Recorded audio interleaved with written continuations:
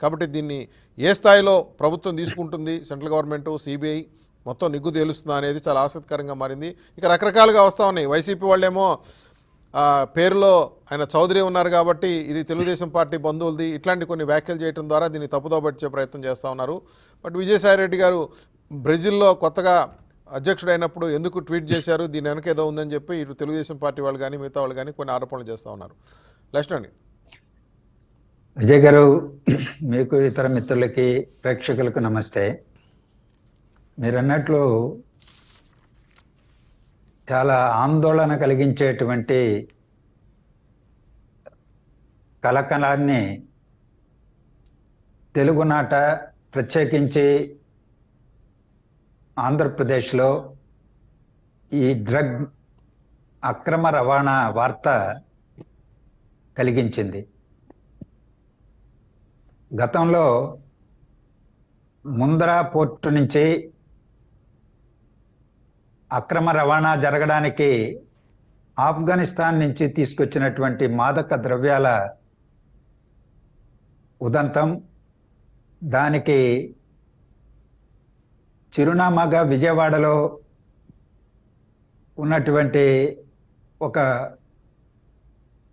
ముఠా యొక్క వివరాలు వెల్లడైనప్పుడు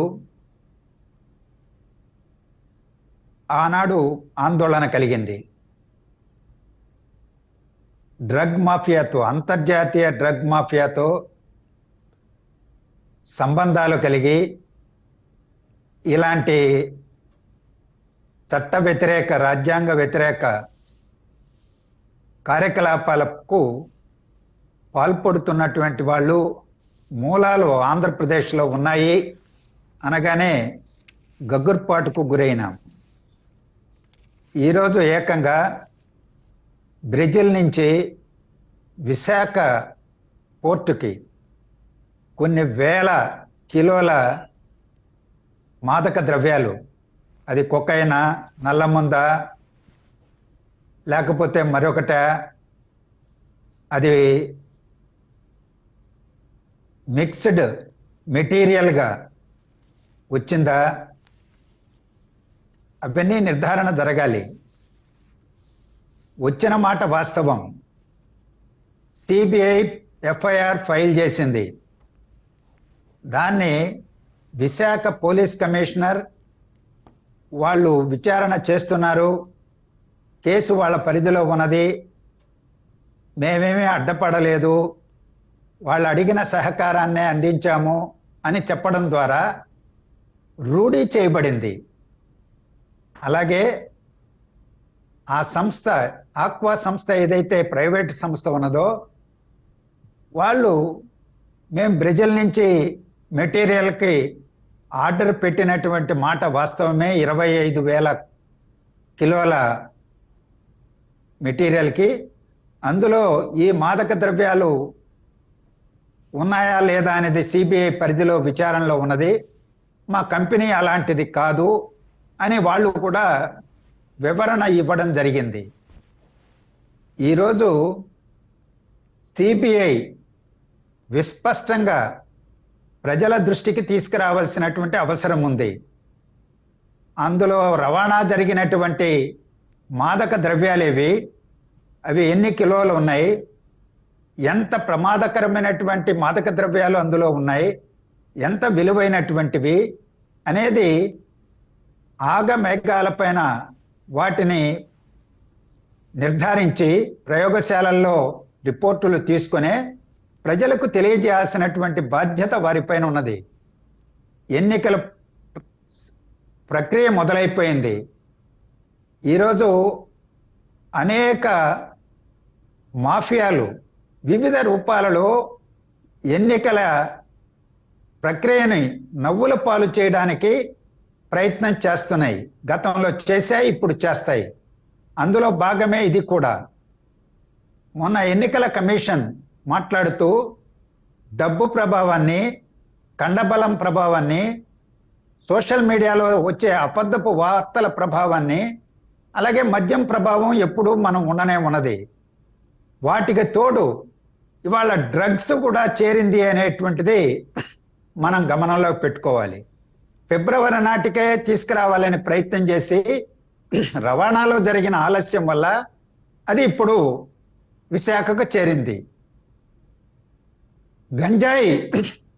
గంజాయి మాఫియా ఆంధ్రప్రదేశ్లోనే ఈరోజు పంట పండించి దాన్ని అక్రమ రవాణా చేసి ఉత్తరప్రదేశ్, ఉత్తర భారతదేశంలో ఇతర రాష్ట్రాలకి, ఢిల్లీతో సహా వాటికి సరఫరా చేసినటువంటి ఘటనలు, కేసులు, విచారణలు మనం చూసాం.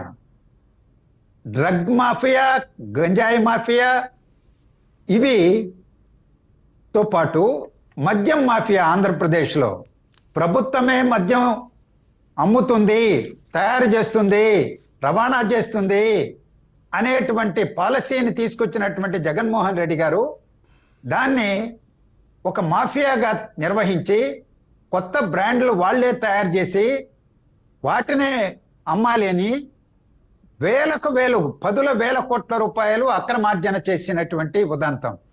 అంటే అక్రమ మద్యం, గంజాయి, డ్రగ్స్ వాటికి నిలయాలుగా ఆంధ్రప్రదేశ్ను మార్చేశారు అన్నటువంటి అభిప్రాయం బలంగా ప్రజల్లోకి వచ్చేసింది.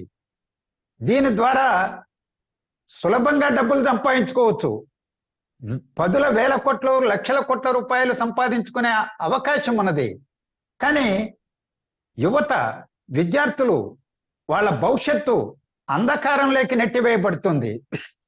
వాళ్లకు ఉపాధి కల్పించి, మంచి నాణ్యమైన విద్య కల్పించి రాష్ట్ర భవిష్యత్తును నిర్మాతలుగా చేయాల్సినటువంటి ప్రభుత్వం ఇవాళ ఇలాంటి అక్రమార్జన ముఠాలకి నెలవుగా రాష్ట్రాన్ని మారిస్తే ఏంటి భవిష్యత్తు? మనం రోజు చర్చించుకుంటూనే ఉన్నాం. అప్పుల ఊపులో కూరుకుపోతున్నదని, పరిశ్రమలు లేవని, ఉన్న పరిశ్రమలు వెళ్ళగొట్టబడుతున్నాయని, ఈరోజు వ్యవసాయం సంక్షోభంలోకి వెళ్ళిందని, వాటన్నింటికి తోడు ఈరోజు ఈ సమస్య అనేటువంటిది అసలు ఆంధ్రప్రదేశ్ భవిష్యత్తు ఏంటి, యువత భవిష్యత్తు ఏంటి, అసలు అగమ్యగోచరం కాదు కదా. తీవ్రమైనటువంటి ఆందోళన కలుగుతున్నది. రెండవది, కోర్టుల్ని ప్రైవేటీకరించారు. దానివల్ల పరిణామం ఏంటి? ఇవాళ విశాఖ పోర్టులో కూడా ఆ బ్రెజిల్ నుంచి వచ్చినటువంటి డ్రగ్స్ దిగుమతి కంటైనరు దిగుమతి అయింది. ఈరోజు అక్కడ అది ప్రభుత్వ రంగ సంస్థే, కానీ పీసులుగా ప్రైవేటీకరణ జరిగిపోతున్నది. అక్కడ గంగవరం పోర్టును ఏ విధంగా అయితే ఆదానికి ఇచ్చారో ఈ విశాఖ పోర్టులో కూడా 1-2 బెర్తుల్ని వాళ్ళు తీసుకోవడం జరిగింది. ఇతర కంపెనీలు తీసుకున్నాయి. ఈరోజు అక్రమ రవాణా చేసేటువంటి వాళ్ళపైన నియంత్రణ ప్రభుత్వ రంగ సంస్థలో ఉండేటువంటి పరిస్థితి వేరు, ప్రైవేట్ రంగ సంస్థల్లో ఉండేటువంటి పరిస్థితి వేరు. మనం చూసాం. ఇది ఓబుళాపురం మైన్స్ నుంచి గాలి జనార్దన్ రెడ్డి గారు ముడి ఇనుప ఖనిజాన్ని లక్షల టన్నుల్లో కృష్ణపట్నం నుంచి ఎగుమతి చేసి విదేశాలకి అక్రమార్జన చేశాడు. రోడ్లు ధ్వంసం అయిపోయినాయి, ప్రభుత్వానికి నష్టం జరిగింది, విదేశాలకు ఇనుప ఖనిజం ఎగుమతి చేయబడింది. అందుకని ఓడరేవుల ప్రైవేటీకరణ దుష్ఫలితం ఎలా ఉంటుందో ఆనాడే ప్రజలకు అర్థమైంది. ఈరోజు డ్రగ్స్ దిగుమతి అవుతున్నాయి, పెద్ద సంఖ్యలో దిగుమతి అవుతున్నాయి. దానివల్ల ఎలాంటి ఉపద్రవం భవిష్యత్తులో వస్తుందో చెప్పలేం. అది ఒక ఆంధ్రప్రదేశ్కే పరిమితమై సరఫరా చేయడానికి వచ్చిందా, విశాఖకే పరిమితమైందా? కానే కాదు. దేశవ్యాప్తంగా ఆ డ్రగ్స్ లక్షల కోట్ల విలువ చేసేటువంటి మాదక ద్రవ్యాలు, వాటిని అమ్ముకోవడానికి మార్కెట్ ఎక్కడుంటే అక్కడంతా వెళ్ళిపోతుంది. విదేశీ ముఠాలు ఇక్కడ ఉన్నాయి, స్వదేశీ ముఠాలు ఉన్నాయి. వాటిని అక్రమ రవాణా చేయడానికి అనుకూలించేటువంటి పాలకులు, అధికారులు, లంచగొండితనం ఈరోజు బాగా వేళ్ళూనుకున్నటువంటి వ్యవస్థలో ఇవన్నీ ఒక రాష్ట్రానికే పరిమితమైంది కాదు. వాటిని మనం గమనంలో పెట్టుకోవాలి. విషయం విశాఖ మన విభజన తర్వాత, రాష్ట్ర విభజన తర్వాత అందరం గర్వపడేటువంటి ఆంధ్రప్రదేశ్కు ఒక ఆర్థిక నగరం, ఒక పారిశ్రామిక నగరం, ఒక ఓడరేవు విశాఖ ఓడరేవు, విశాఖ ఉక్కు కర్మాగారం, అన్నింటికీ ఈరోజు మన గర్వపడేటువంటి నగరం. ఆ నగరం యొక్క బ్రాండ్ ఇమేజ్ ఈరోజు ఎక్కడున్నది? పాతాళానికి తొక్కేయబడింది.